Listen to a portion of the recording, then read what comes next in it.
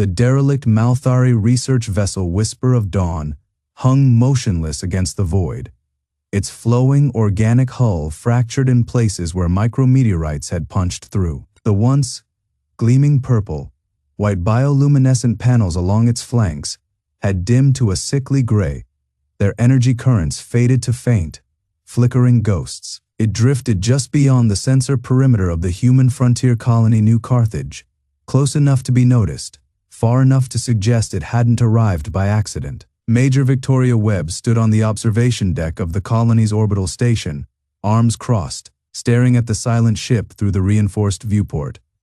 The Malthari weren't supposed to be here. Not anymore. Not after the war. Last transmission? She asked, voice low. Sergeant Michael Sullivan, standing at her side, tapped his datapad. Just one. Audio only. Do not let them see the tapes. Then static. Victoria exhaled slowly. The Malthari didn't beg. They didn't plead.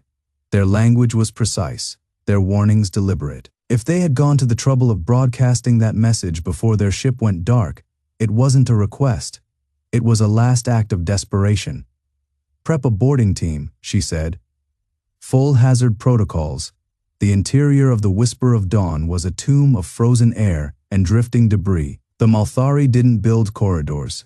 They sculpted them, winding organic passageways that flowed like riverbeds carved by time.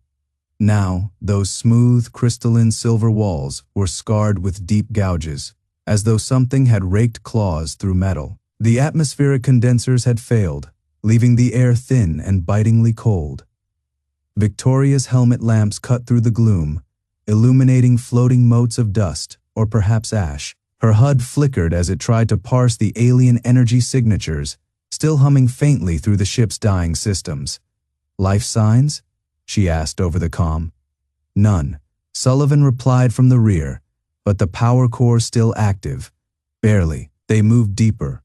Boots magnetized to the deck to keep from drifting in the microgravity. The Malthari had left no bodies, no signs of struggle beyond the gashes in the walls.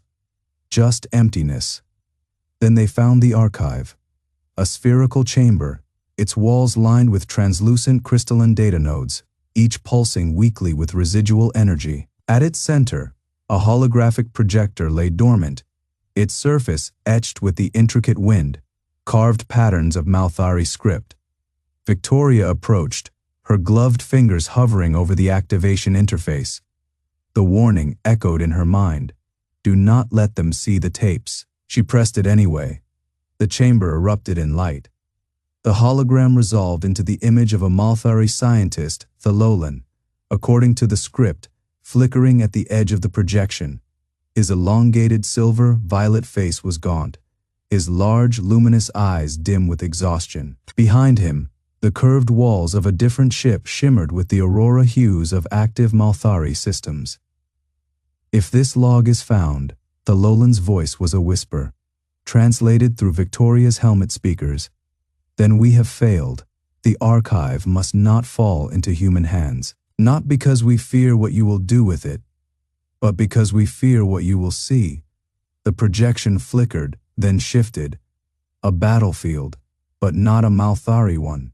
Human soldiers, clad in outdated armor, charging across a ruined cityscape under orbital bombardment. Not the disciplined ranks of modern Marines, but the ragged, desperate fury of a species that had not yet reached the stars.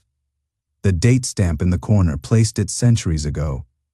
Earth's Third World War. Thalolan's voice returned, trembling. We watched, we recorded, we thought we understood war, we were wrong. The scene changed. A Malthari fleet, sleek and radiant, engaging an unknown enemy. Ships burning, crystalline hulls shattering. Then, humans, not as saviors, not as allies, as something worse. Victoria's breath caught as the footage showed a single human warship. Outnumbered, outgunned, breaking through the Malthari formation like a blade through silk. Its weapons weren't just advanced, they were adaptive, learning, evolving mid-battle to exploit weaknesses the Malthari hadn't known they had. You do not fight like we do, Thalolan whispered. You do not stop, You do not yield. You turn your own extinction into a weapon. The projection cut abruptly to black. Then, from somewhere deep in the ship, a single, shuddering pulse of energy. The lights went out. Victoria's HUD screamed a warning as the archive nodes began overloading. One by one. Move, she snapped. Now, they ran. Behind them, the whisper of dawn began to die in earnest. Its last act, self-destruction. But the footage remained, and Victoria knew, somewhere, the Malthari were still watching, and they were afraid. The Malthari command, spire hummed, with the soft rhythmic pulse of bioluminescent panels, their aurora hues casting shifting patterns across the crystalline walls. The air smelled of ionized metal and something faintly organic, like the aftertaste of lightning. Malvar stood at the center of the observation chamber, his silver carved exoskeleton reflecting the glow of the holoprojector before him. Around him, the gathered warlords of the Malthari coalition lounged in their floating thrones, their elongated limbs draped in flowing robes of pale violet. Their expressions were a mix of boredom and disdain. This was to be a lesson, a warning, a dissection of the human species before the final decision was made. Thololan, the coalition's foremost xenologist, manipulated the projector with delicate clawed fingers. The air shimmered, and the first image resolved, an ancient human battlefield, pre-spaceflight, pre-industrial, a siege. Laughter rippled through the chamber. Look at them, sneered Valath, one of the younger warlords, his voice laced with amusement. They fight with wood and steel. The footage showed men in crude armor scaling walls under a hail of arrows, battering rams slamming against gates. The defenders poured boiling oil, the attackers screamed. Malvar watched, unimpressed. Then Thololan zoomed out. The laughter died. The siege was not a skirmish. It was a slaughter. Thousands upon thousands of humans clashed in a sprawling, churning mass of violence. The walls were not just defended, they were drenched in blood. Corpses piled so high they formed makeshift ramps for the next wave of attackers. And the humans kept coming. No retreat, no surrender. Just an endless tide of bodies throwing themselves into the meat grinder with a ferocity that bordered on madness. Malvar's mandibles twitched. Thololan's voice was quiet, almost reverent. This was not a battle for survival. This was a battle for pride. The footage flickered, shifting to another era, trenches, mud, the thunder of artillery. Humans charging into machine, gunfire. Then again, to cities burning under nuclear fire. Then again, to orbital bombardments, to wars fought across entire star systems. Each scene was worse than the last. Each time, the humans adapted. Malvar's claws flexed against the armrest of his throne. He had seen war. The Malthari had fought countless species, crushed rebellions, shattered empires. But this was different. Humans didn't just fight. They consumed war. They bred it. They turned it into an art form, a religion, a science. The final image froze. A single human soldier, standing atop a mountain of corpses, raising a tattered flag. His face was half gone, his armor shattered, but his eyes burned with something that made Malvar's spine tighten. The chamber was silent. Then, from the shadows, a voice rasped, "Play the next one." Thololan hesitated. Malvar leaned forward. The projector hummed. The real lesson was about to begin. The projection shimmered, resolving into a tactical overlay, not a battlefield, but something far more unsettling. A spreadsheet.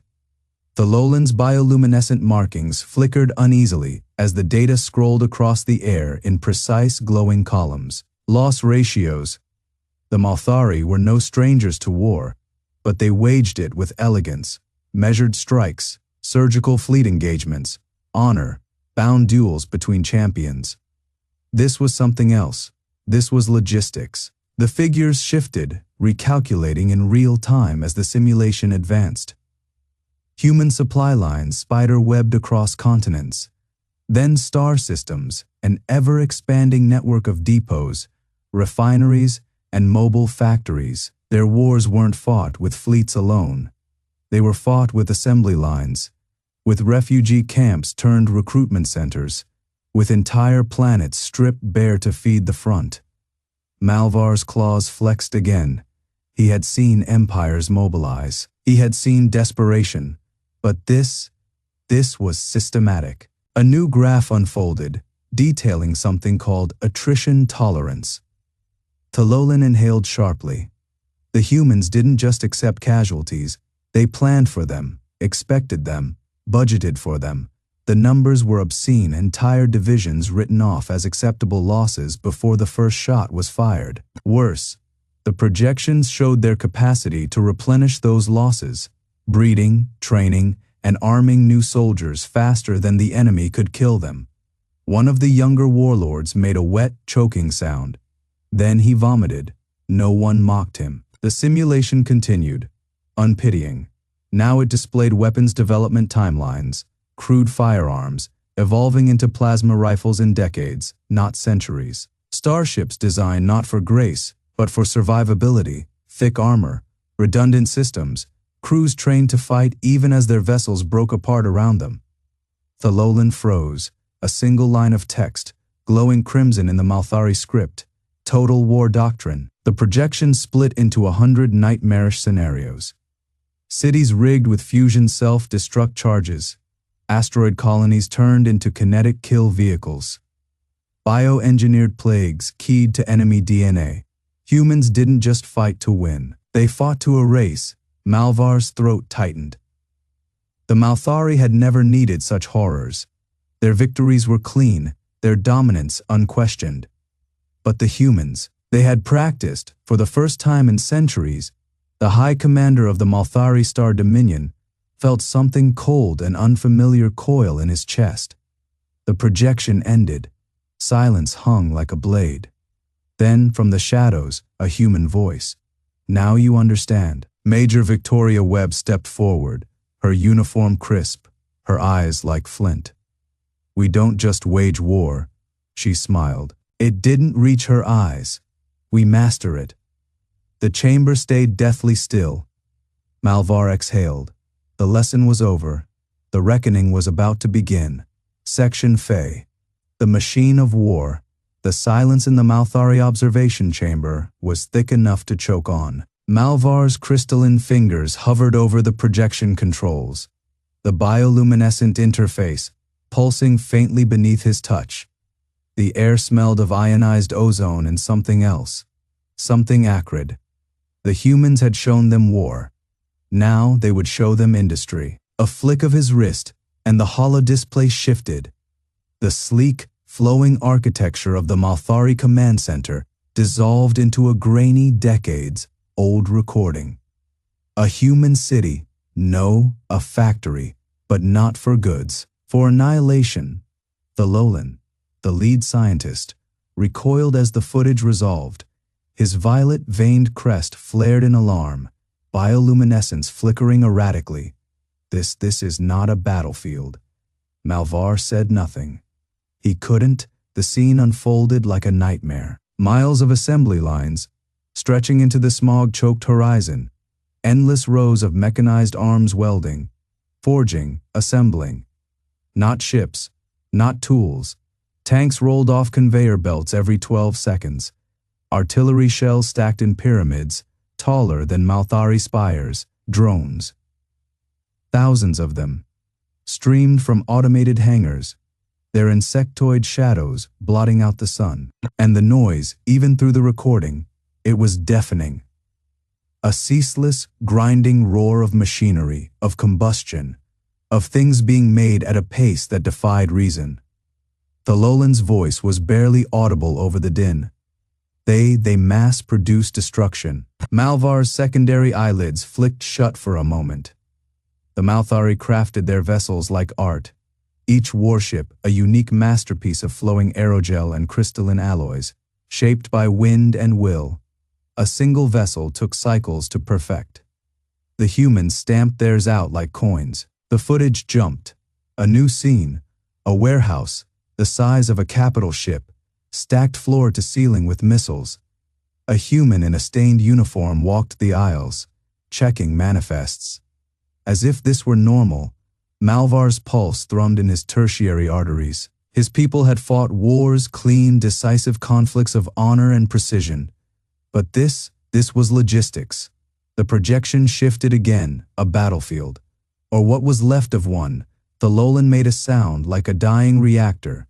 Where a Malthari outpost had once stood, there was only fire. Not the elegant plasma burns of their own weapons, but crude, all-consuming fire. The earth itself had been churned into a blackened wasteland, cratered and smoking, and moving through the devastation, human machines, bulldozers. They pushed the rubble into mass graves. Malvar's mandibles clenched. The humans didn't just defeat their enemies, they erased them, then they cleaned up after. The footage ended abruptly. The chamber lights returned, casting the Malthari's pale violet skin in stark relief. Half the command staff looked ill. The other half looked like they were recalculating every military doctrine they'd dead or known. The Lowland turned to Malvar, his voice hollow. "This is not war. This is manufactured apocalypse." A soft chime echoed through the chamber. The human delegation had arrived. Major Webb stepped forward, her boots clicking against the crystalline floor. She didn't smile this time. She didn't need to. The lesson was clear. The Malthari had thought humanity savage. They were wrong. Savagery was chaos. What the humans had done, that was precision. Section Fey. The deep dark, the chamber's bioluminescent panels, flickered as the Malthari Warlords processed what they had just witnessed. The air tasted of ozone, and something sharper, fear, thick and metallic. Malvar's neural tendrils pulsed with involuntary distress signals, his mind still reeling from the calculated brutality of human warfare. Then the next file opened. It was labeled Contingency, Black Dawn. The Lowland's crystalline fingers hesitated over the playback controls. His instincts screamed at him to stop, to seal the data away before it could unravel what remained of his species' composure. But duty forced him forward. The footage was grainy, clearly archival. A human bunker, deep underground, its walls lined with flickering monitors and hand-drawn maps. Soldiers in tattered uniforms moved through the dim light, their faces smeared with soot and exhaustion. They're drilling, the Lowland realized. But this was no ordinary exercise. The humans were simulating the end of their world. Nuclear winter, biosphere collapse, infrastructure reduced to radioactive slag. And yet, they fought on. Malvar watched, transfixed, as human units conducted operations in environments that should have been unsurvivable. They scavenged wreckage for parts, jury-rigged weapons from scrap, and waged guerrilla campaigns against phantom enemies in the ruins of their own cities. One sequence showed a squad of soldiers. No, not soldiers, civilians, ambushing a mechanized column using nothing but salvaged explosives and crude EMP devices. Another depicted children being taught to identify edible plants in irradiated soil. The most chilling footage, however, was the last stand protocols. A lone human, clad in a radiation suit, standing before a console. The screen displayed a global map, dotted with red markers. The human's hand hovered over the activation sequence. The Lowland's breath caught. They had built deadman switches, not just for their enemies, for themselves. A failsafe to ensure that if humanity fell, they would drag annihilation behind them like a funeral shroud. One of the younger warlords made a sound, a keening subsonic vibration that resonated through the chamber's aerogel walls. "They practice extinction," he whispered. Malvar's mind raced. The Malthari had always believed survival was about endurance, about weathering the storm with grace and patience. But humans, they rehearsed for the storm. They planned for it. They weaponized it. The footage shifted again, this time to a debriefing room. A human officer, Major Webb though younger, her face unlined by the years of command, stood before a holographic projection of a Malthari cruiser. Scenario: first contact turns hostile. Assumed adversary capabilities exceed our own by 3 generations. The humans had war, gamed them, and they had won. The lowlands' neural tendrils coiled tight. This wasn't just preparation, this was obsession. A species. Wide fixation on survival, so absolute it bordered on madness. The lights returned, the chamber was silent. Then, from the shadows near the entrance, a voice. "You see now," Major Webb stepped forward, her gaze steady. "We don't just fight to live." She let the words hang. "We live to fight." Malvar felt the weight of centuries of Malthari doctrine crumbling around him. They had thought humanity reckless. They had thought them primitive. Now they understood. The humans had stared into the abyss so long, they had learned to speak its language. That was a kind of power no empire could ever match. The projection shifted again. This time, it wasn't a battle simulation. It was history, a grainy, flickering recording from Earth's darkest century, an era the Malthari had dismissed as barbaric, a footnote in the long march of galactic civilization. But what played before them now was no mere relic. It was a revelation. The footage showed a city, human, unmistakably so, its skyline jagged with towers of steel and glass. Then, the sky rippled, a fireball bloomed, silent in the vacuum of the recording, but the devastation needed no sound. The shockwave flattened everything in its path, reducing stone to dust, flesh to vapor. The city became a crater. The crater became a tomb. The lowlands' bioluminescent veins, dimmed in horror, nuclear fire. The Malthari had known of humanity's primitive fission weapons, of course. They had catalogued them, studied them as one might study the crude tools of an unevolved species. But this was different, because the humans hadn't just used the weapon, they had institutionalized it. The projection split into multiple feeds, each showing a different nation, a different launch sequence, missiles rising from silos, from submarines, from mobile platforms hidden in deserts and forests. A web of annihilation, spanning continents, the most terrifying part. They stopped. The missiles hung in midair, suspended by some unseen command. The feeds froze. The world balanced on the edge of extinction. A human voice, crackling through time, spoke a phrase that made Malvar's crystalline exoskeleton prickle with instinctive dread. Mutually assured destruction. The lowlands' neural tendrils spasmed. This was their strategy, not just to wield destruction, but to hold it perpetually at their own throats, to make annihilation the foundation of their peace.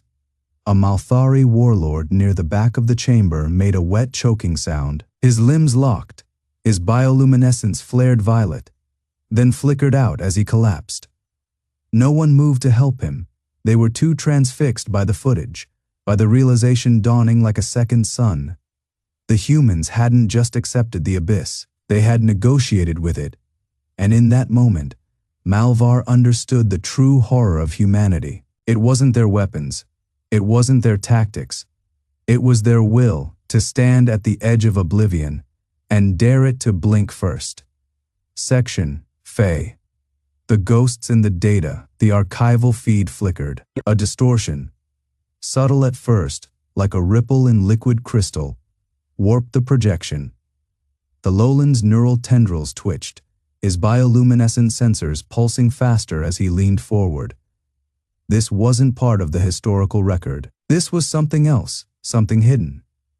The air in the Malthari command chamber grew thick with ionization, the scent of ozone sharpening as the holographic display fractured into jagged fragments. Then, without warning, the feed split.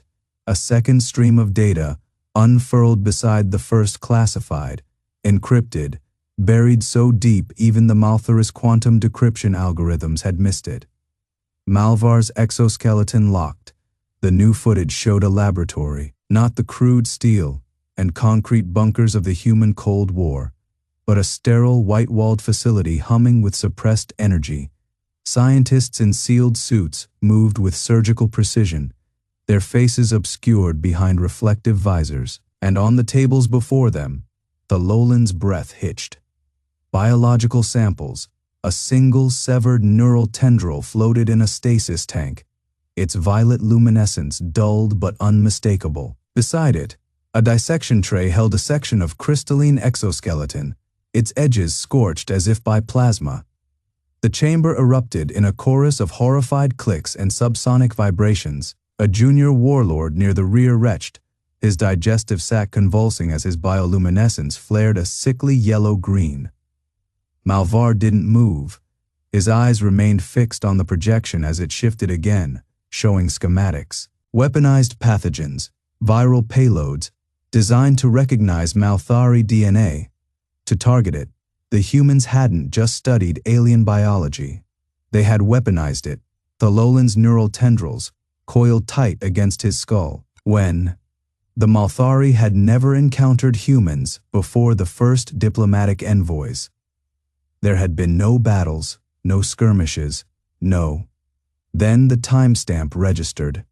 2 decades ago, before first contact, before peace, a cold realization settled over the chamber. The humans had known. They had always known. They had found Malthari remains, a scout ship lost in a gravity storm, perhaps, or a probe shattered against some distant moon, and they had taken it. And then they had prepared. The feed flickered once more. A new file loaded, a simulation not of war, of extermination. A holographic Malthari homeworld hung in the air, its swirling auroras and crystalline spires rendered in perfect terrible detail. Then, the first viral warhead struck the upper atmosphere, detonating in a silent burst of engineered death. The pathogen spread like ink in water, riding the jet streams, seeping into the atmospheric condensers that fed the Malthari cities. The simulation accelerated. Thalolan watched, paralyzed, as the digital population collapsed, first in clusters, then in waves, then in continents. The Malthari immune system, so finely tuned to their own world's rhythms, had no defense against this. Their crystalline exoskeletons cracked as their internal organs liquefied. Their neural tendrils blackened and shriveled. Within 6 rotations, the planet was silent. The simulation reset and played again, each time with different variables, different strains, different delivery systems. The humans hadn't just made these weapons. They had refined them. Malvar's mandibles ground together. His mind raced. Why show us this? Was it a threat? A warning? Then the feed cut to a final file, a single line of text, glowing crimson in the hush of the chamber. Contingency archive, debt recognized, and beneath it, human, female, Major Victoria Webb. Her expression was unreadable, her eyes like shards of flint. When she spoke, her voice was calm, measured. "You saved one of ours once," she said. "We remember." The feed died. Silence swallowed the chamber. Thalolan's neural tendrils trembled. The humans hadn't built these horrors to use them. They had built them to never need to. And in that moment, Malvar understood the true weight of the debt. It wasn't just that humanity could destroy them. It was that they hadn't. Section. Faye. The live feed. The silence in the command spire was absolute. Malvar's chitinous fingers hovered over the crystalline interface. The last image of the human officer burned into his mind. The air tasted of ionized ozone, the faint hum of Malthari power conduits the only sound in the vast vaulted chamber. Thalolan's neural tendrils flickered with residual energy, his bioluminescent markings pulsing erratically, a physiological tell of distress.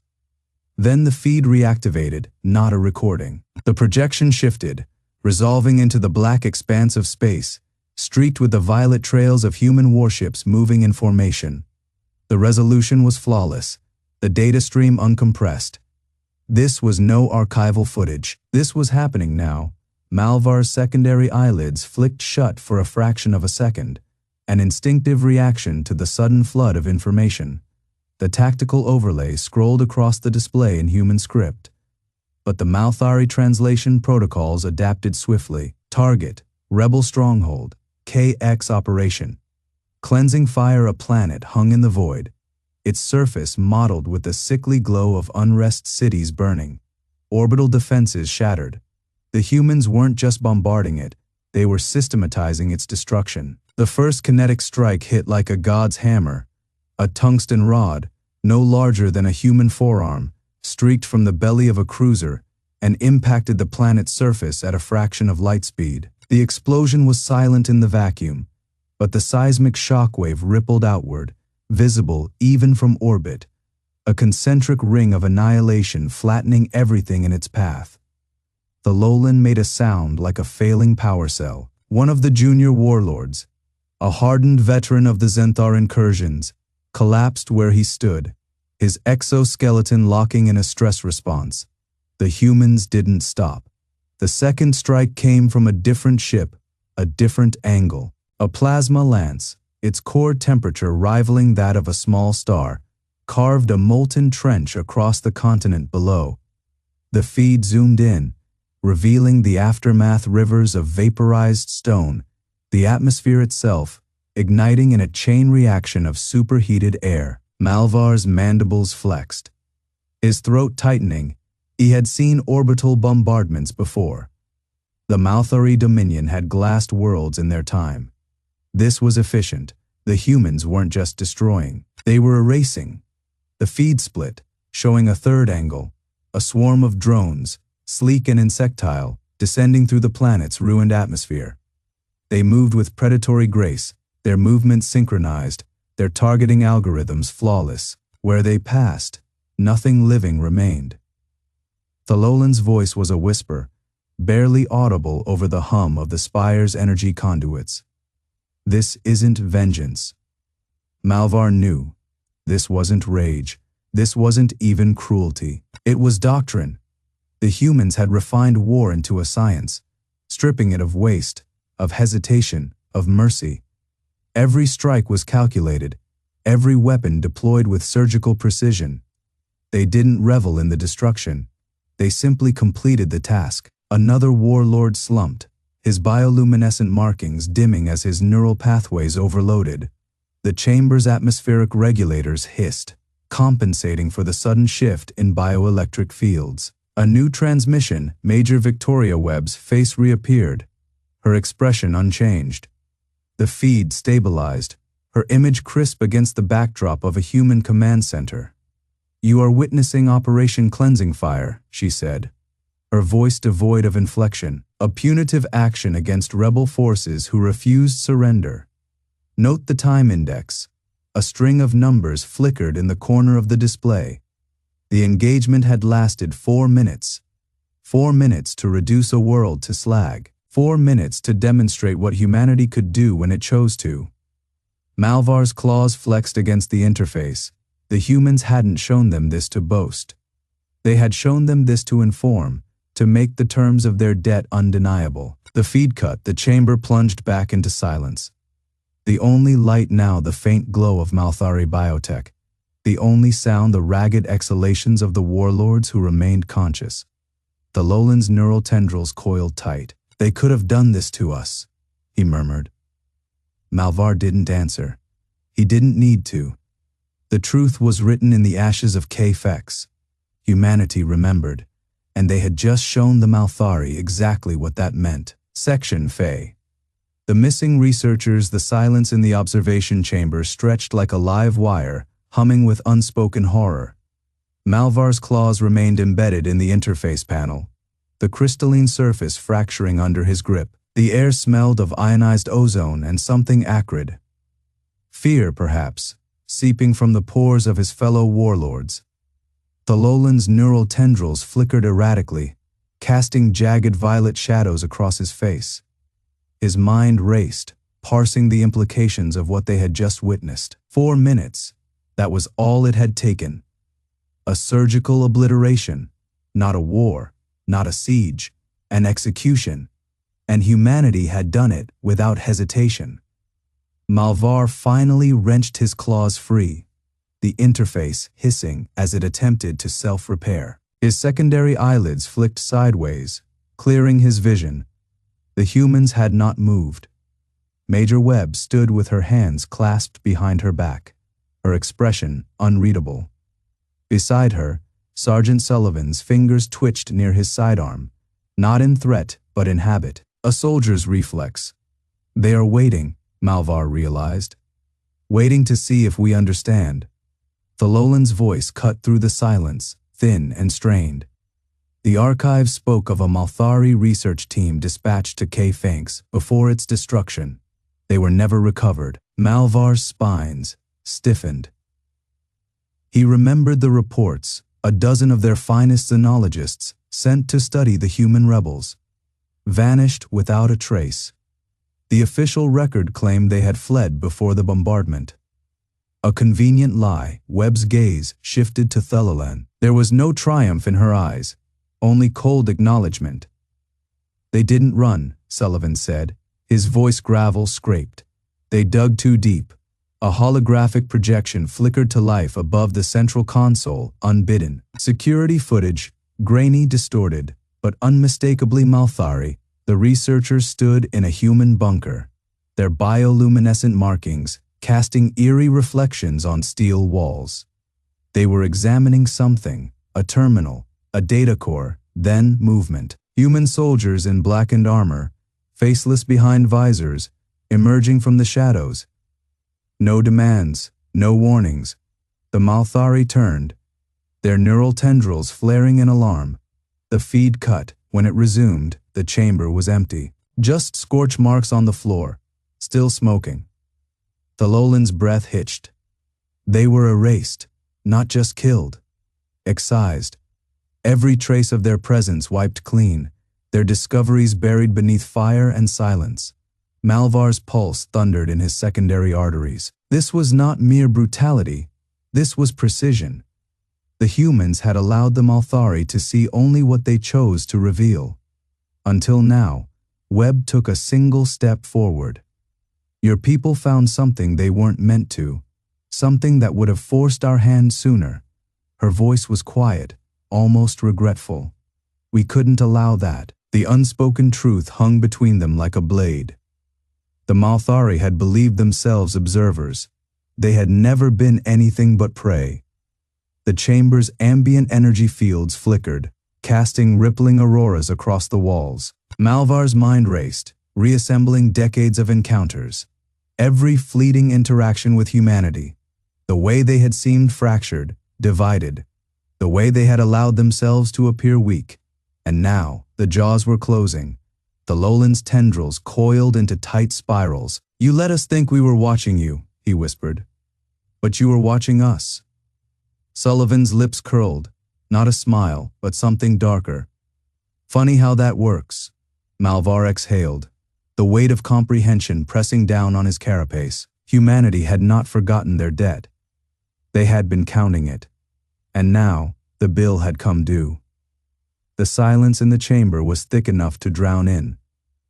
Malvar's respiratory vents flared as he struggled to process the enormity of the revelation. The humans had not merely outmaneuvered them. They had orchestrated every moment of this encounter, from the first flicker of their warships on the edge of Malthari space to the way they stood now, relaxed, almost indifferent, as if the fate of an entire civilization were a foregone conclusion. Thalolan's bioluminescent markings pulsed erratically, his tendrils twitching with barely suppressed dread. The scientist had spent decades studying humanity, dissecting their wars, their politics, their fractured history. He had believed he understood them. Now, he realized, he had only ever seen the reflection they chose to cast. A soft chime echoed through the chamber. The air shimmered, and a new figure materialized. A human, clad in a uniform of deep black, its edges traced with silver insignias that glowed faintly in the shifting aurora light. Major Victoria Webb stepped forward, her boots silent against the crystalline floor. She was unarmed.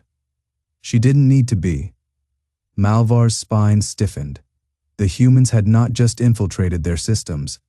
They had bypassed every security protocol, every failsafe, as if the Malthari's vaunted organic technology were nothing more than child's play. Webb's lips curled into a smile. It was not warm. "You've seen our home videos," she said, her voice smooth, almost conversational. "Let's discuss compliance." The words struck like a hammer. The strongest of the Malthari Warlords, a towering figure clad in reinforced carapace plating, took a single step back, then collapsed, his legs buckling beneath him. The chamber's energy fields flickered violently, reacting to the sudden surge of distress pheromones flooding the air. Malvar forced himself to remain upright, though his joints ached with the effort. He had commanded fleets, crushed rebellions, stood unflinching in the face of supernovas. But this was different.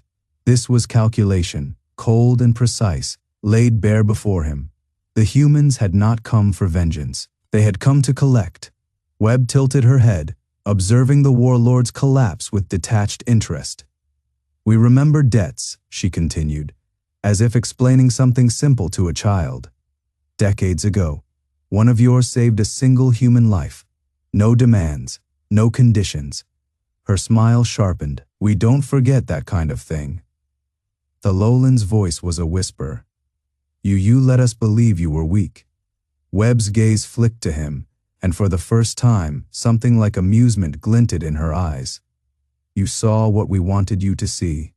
Malvar's mind raced. Every interaction, every intercepted transmission, every moment of supposed human vulnerability, recontextualized in an instant.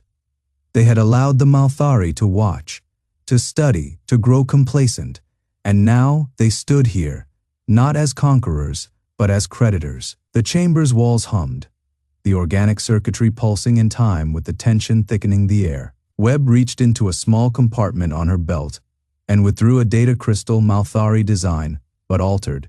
Its usual purple, white glow tinged with an unfamiliar crimson hue. She placed it on the central console, where it hovered, spinning slowly. "Terms," she said simply. Malvar hesitated only a second before extending a trembling appendage. The moment his flesh made contact, the crystal flared to life, streams of data flooding his neural interface. He saw everything, human fleets, hidden in the void, their numbers dwarfing even the Malthari's grandest armadas, weapons that bent space-time, that unraveled matter at the atomic level. And at the heart of it all, a single, unshakable directive. Not domination, not annihilation, protection. The Malthari had saved one life, and in return, humanity would save them all. Malvar's carapace shuddered. The weight of it was unbearable. Webb watched him, her expression unreadable. "Well," she asked, "do we have an understanding?" The chamber held its breath, and Malvar, for the first time in his long, proud life, bowed his head. The command spire of the Malthari flagship thrummed with tension, its crystalline walls pulsing faintly with the aurora hues of emergency protocols. The air tasted of ionized metal and something sharper, fear, thick and unspoken. Malvar stood motionless at the central dais, his carapace plates shifting in uneasy ripples as the weight of the humans' offer settled into his bones like a slow, acting poison. Around him, the surviving members of the High Conclave flickered in and out of the hololithic array, their bioluminescent markings dimmed in distress. Thololan, his primary scientist, was the only one physically present, her delicate silver limbs folded tightly against her torso. She had not spoken since the human transmission ended. None of them had. The choice before them was impossible. Hide. Each option tasted like ash. Malvar's neural interface still burned with the afterimages of what the humans had shown him. Fleets hidden in the void, their numbers vast enough to blot out stars, weapons that did not just kill, but unmade. And yet, at the core of it all, that single searing directive, protect. The humans were not offering conquest. They were offering salvation. And that, somehow, made it worse. A low chime resonated through the chamber as one of the junior tacticians dared to break the silence. "High Commander, the data could be fabricated." A deception to Malvar silenced him with a single flick of his primary limb. The idea was laughable, The humans had no need for deception. The footage they had transmitted, the proof, was too precise, too horrifically detailed. The final clip still lingered in the air, a silent specter over them all. A xenospecies that had refused their terms, a screen filled with static afterward. No explanation, no boast, just the void, speaking for itself. Thalolan finally uncoiled, her voice barely more than a whisper. They remember the debt. Malvar's mandibles tightened. Centuries ago, a Malthari scout vessel had stumbled upon a dying human adrift in the wreckage of a primitive escape pod. They had taken him in, healed him, asked for nothing in return. A gesture so small, so insignificant in the grand calculus of the cosmos, that Malvar had not even known of it until this moment. And yet, humanity had not forgotten.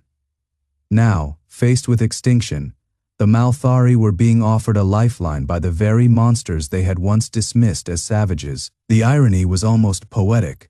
A tremor ran through the deck as distant weapons' fire rattled the ship's failing shields. The enemy was closing in. They had minutes, at most, to decide. Malvar turned his gaze to the holographic star map, watching as the last of their defensive lines crumbled under the onslaught. They had fought with honor. They had fought with pride. And it had not been enough. He exhaled, long and slow, feeling the weight of his species' future pressing down upon him. Then, with a single pulse of his neural interface, he opened a channel to the human vessel. "We accept." The words tasted like surrender, but for the first time in a long, long while, they also tasted like hope. The Malthari flagship Eternal Tide hung in the void, like a dying star, its once gleaming organic hull now pitted with scars from a war they could not win. The enemy's final assault had been a scythe through their last defenses, and now only the unexpected arrival of the human fleet had stalled annihilation. Malvar stood in the command nexus, his crystalline carapace dulled by exhaustion, his neural tendrils flickering with residual combat stimulants. Around him, the surviving warlords of the Malthari conclave gathered, not in triumph, but in surrender. The holographic treaty shimmered between them, its terms stark and unyielding. Humanity would not let them fall. The irony was not lost on him. Decades ago, a single Malthari scout had spared a human life, an act so insignificant it had barely registered in their archives. And yet, the humans had remembered. They had calculated the debt. Now, they repaid it in fire and steel. Across the chamber, Major Victoria Webb stood with her arms folded, her armored exosuit still humming from recent battle. Her gaze was unreadable behind her visor, but Malvar had learned enough of human body language to recognize the tension in her stance. She was waiting. The last of the warlords pressed their neural signatures into the treaty's matrix. The document pulsed once, sealing their fate. A collective ripple passed through the Malthari commanders. Not relief, not yet, but the quiet, shuddering acknowledgement that they would live to see another cycle. Outside the viewports, the human fleet moved. It was not a graceful thing, their warships, where Malthari vessels flowed like liquid silver.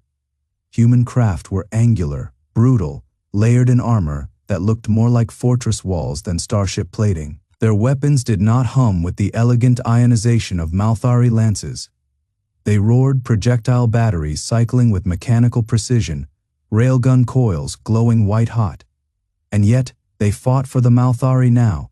A child's voice cut through the silence. One of the human young, a small thing bundled in an environment suit too large for it, had wandered to the edge of the chamber. It pointed at the holographic replay of the battle, where human warships had torn through the enemy vanguard with terrifying efficiency. Why were they so scared? The child asked, tilting its head. Sergeant Sullivan, standing nearby, grinned. It was not a pleasant expression. History lessons, Malvar understood. Then the enemy had expected mercy. They had expected hesitation. They had not expected humans. The treaty was signed. The war was not over. But for the first time in centuries, The Malthari were not alone in the dark, and that, Malvar realized, was more terrifying than extinction.